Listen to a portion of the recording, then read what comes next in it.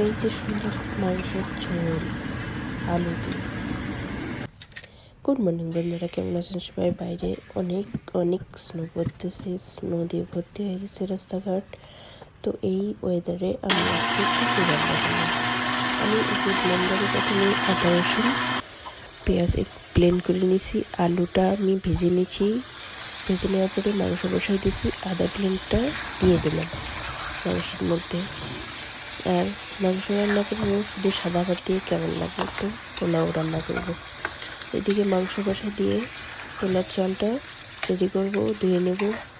মাংস তো হতে লাগবে অনেক সময়, এটা আস্তে আস্তে কষাইতে লাগবে। তো মাংস রান্না করার সাথে সাথে চুলা ফাঁকা রেখে কিলাম একসাথে বসা দিলে হয়ে যাবে। তো আমি চালটা প্রথমে ধুয়ে নেব সুন্দর মতো করে। ভিজায় রাখার মতো এখন আর সময় নেই, তো ভালো মতো করে দু তিনবার ধুয়ে নিয়ে আর এদিকে কড়াই বসা দিই। চালটা একটু ভালো মতো ধুই, কারণ তো কেনা চাল প্যাকেটে কতদিন থাকে। ভালো মতো ধুলে নিজের মনে একটা শান্তি। আর ধুইলেই তো ধরেন বলা যায় না কি ওরা দিয়ে চালটা এতদিনভাবে রাখে, এতদিন থাকে। তো ঠিক মতো করে আমি দু তিনবার ধুয়ে নিই। আর এদিকে আমি কড়াইয়ের মধ্যে তেল দিয়ে দিচ্ছি। দেওয়ার পরে যেহেতু পোলাও করবো, তো বেরেস্তা করে থেকে আমি পেঁয়াজটা এভাবেই দিয়ে দিলাম। আর দিলাম গোটা মশলা। গোটা মশলার মধ্যে আমি দারচিনি দিয়েছি, সাদা এলাচ দিয়েছি, গোলমরিচ দিয়েছি। আর এই গরম মশলা কিন্তু আমি ওই ছোট আমার শিল বাটা তো না, এটা হচ্ছে সামগ্রাহীন বলি আমরা। তো ওইগুলোতে আমি ভালো মতো করে একটু থেতো করে মাংসের মধ্যে দিয়ে দিলাম। আর এদিকে কিন্তু পেঁয়াজটা আর মশলাগুলো সুন্দর মতো ভাজা হয়ে যাচ্ছে, হালকা ব্রাউন কালার চলে আসছে। আমি তখনও দিয়ে দিলাম চালটা। আমি বেরেস্তা করতে যাইনি, আমি এভাবেই দিয়ে দিলাম।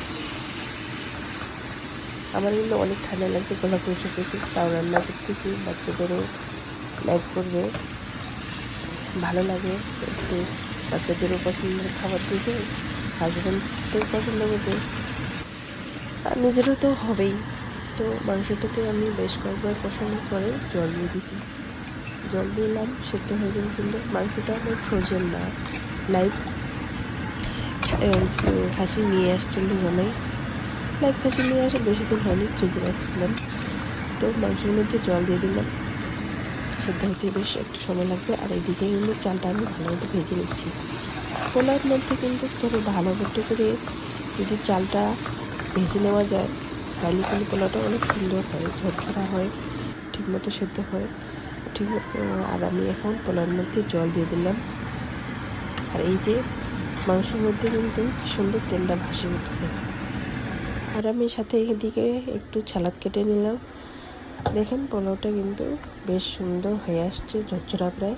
তো আমি একটু উপর নিচ করে দিয়ে বেশ করে ঢাকে রাখবো কিছুক্ষণ, আর খুলবো না।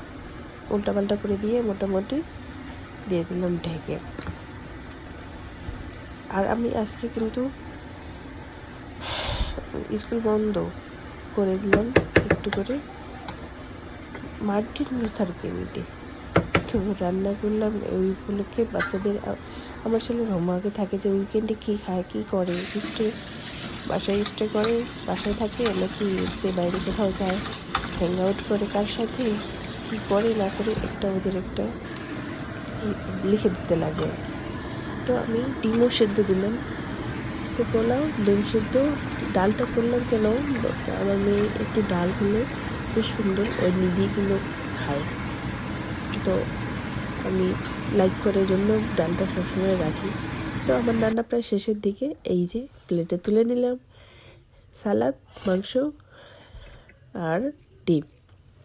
তো খেয়ে দেখি কেমন লাগে। রান্নাটা কিন্তু আমার ভালো লাগছে, আপনাদের বুঝিয়ে দিলাম। ভালো থাকবেন বন্ধুরা, দেখা হবে পরবর্তী।